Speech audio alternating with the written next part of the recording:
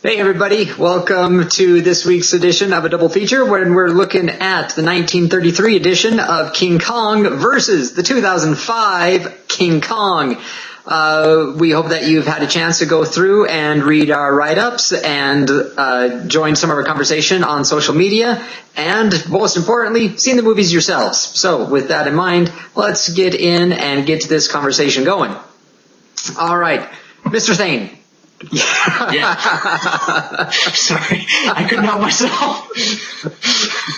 Not a problem. My first question for you is a nice genre question. Excellent. Because you start complaining that Peter Jackson turns this into a romance film when So I do. It would be a monster film. And I'm wondering if the monster film is a good designation for it, because granted, there is a monster. There's King Kong, 50-foot tall gorilla.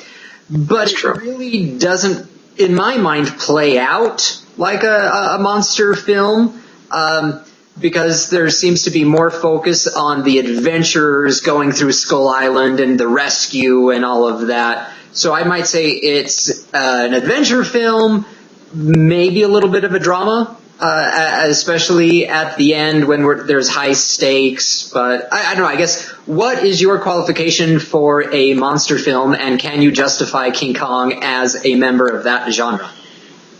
Yeah, no, I mean, that is a good point. But you're right, I mean, this is an adventure movie, and I guess my biggest gripe was the spirit of the adventure was lost on Peter Jackson. The spirit of the monster, the spirit of Skull Island started off that way, but sort of morphed into this.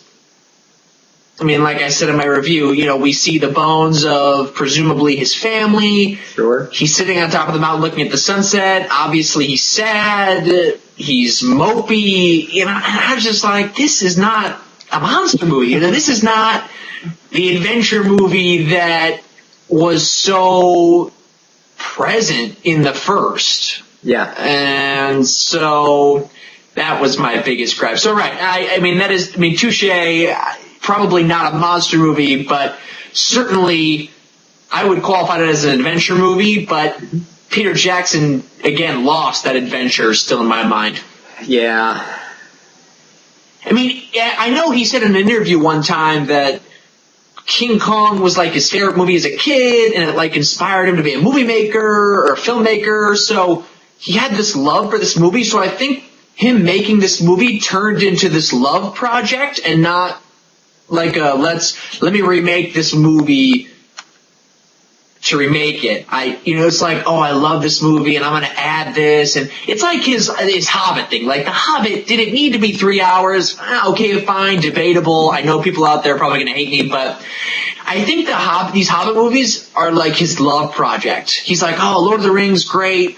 I just want to give and kind of linger this out. I mean, Yeah, that's for sure. And so, yeah, I mean, this book is tiny, and he's making 3 movies, and you're like, okay, this is just a love project. I mean, this is just I did Lord of the Rings, so I'm going to make 3 Hobbit movies, even though I'm going to have to pull from every single Tolkien source I can possibly get my hands on to make 3 movies. So I felt the same thing about King Kong. Yeah. Well, and I think that for me was probably the largest criticism I had for his version of King Kong, because he recognizes in the original there's this spirit sort of sadness when Kong is finally shot down. And I think he tries to go out of his way to really make sure the audience recognizes that the death of Kong is a sad thing or is a bad thing. And it just goes so over the top for me that I just started losing interest as Anne, played by Naomi Watts. Oh boy, it was almost the best thing I could think of is Stockholm Syndrome, where the captive really starts falling in love with the captor. Right. And I'm like, no, she's not supposed to have feelings for a giant gorilla. She's definitely not supposed to teach him sign language on how to say beautiful. Right.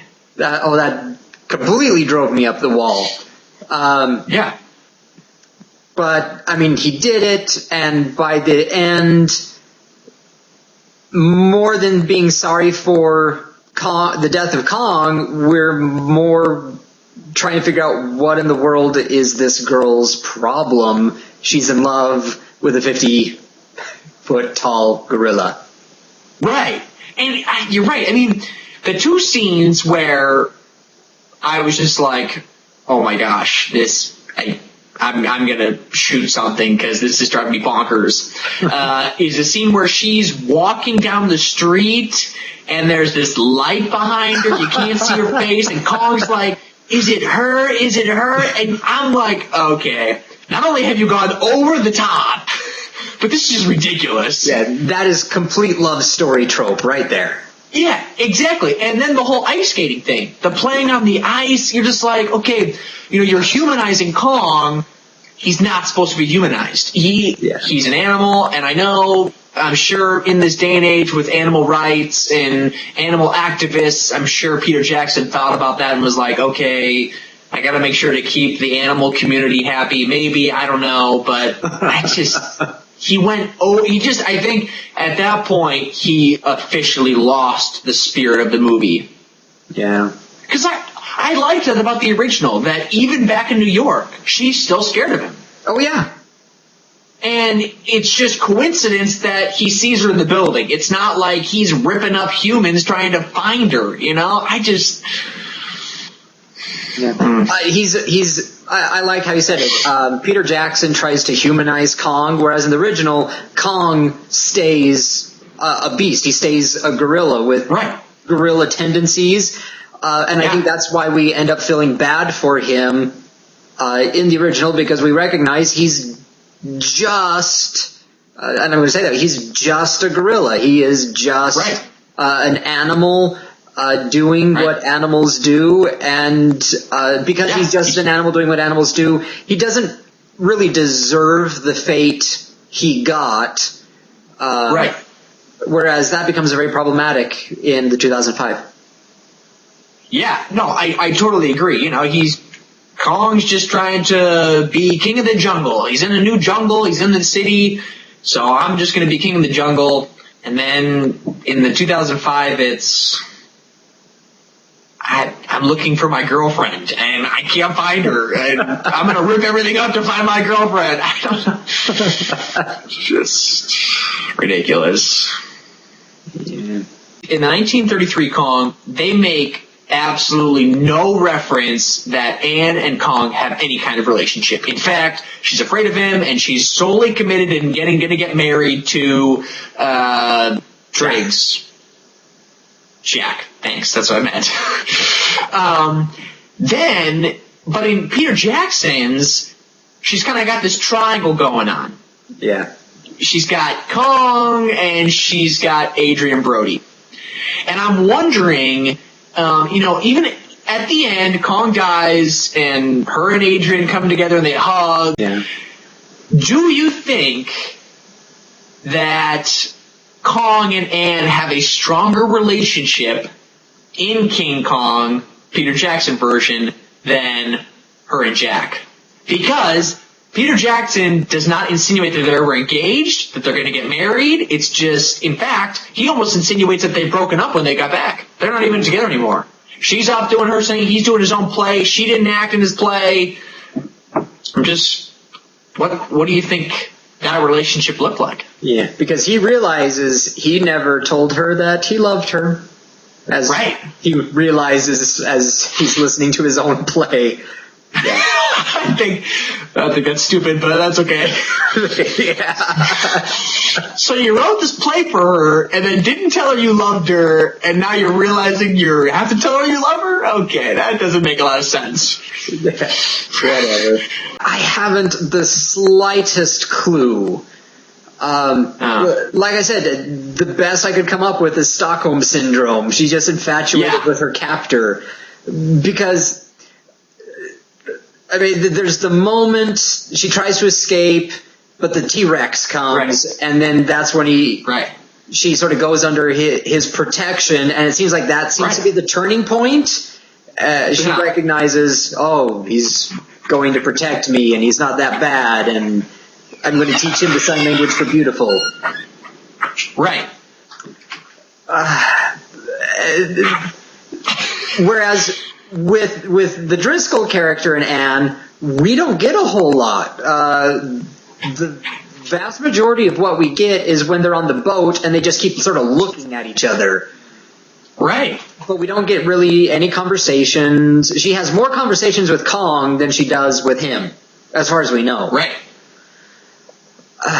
So what Jackson is trying to do, I haven't the slightest idea what he's trying to do. The best, like I said earlier, I think the greatest thing is he just wants to make us really realize that when Kong dies, it's a sad thing. And I'm thinking that he hopes that we start identifying with Anne, who identifies with Kong, and then vicariously we identify with Kong. But Anne just becomes a weird character that I don't think we can identify with her. Yeah.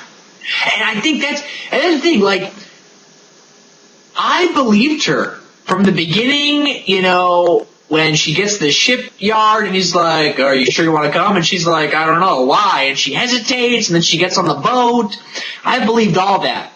But then, yeah, the moment, I agree with you, where she kind of backs up from the T-Rex into Kong's protection is where she lost it for me. And by the end, I'm like, the whole time I was like, okay, well, are they together? Are they even going to get together? I mean, maybe they've already broken up? I have no idea. And I think that's what kind of bugged me is there was so much emphasis on Kong and her relationship and this devastation associated with that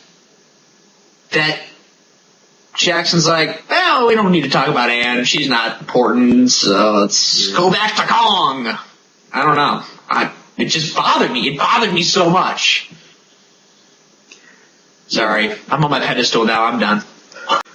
Okay, everybody, so that ends this conversation. Tell us what you think in the comments. Which version of King Kong did you like better, and why? And while you're at it, what do you think makes a good monster film, or adventure film for that matter?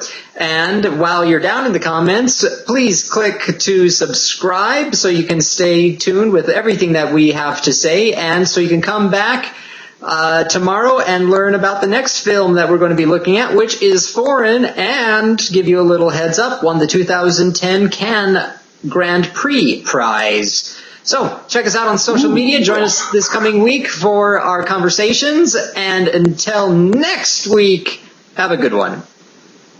See ya.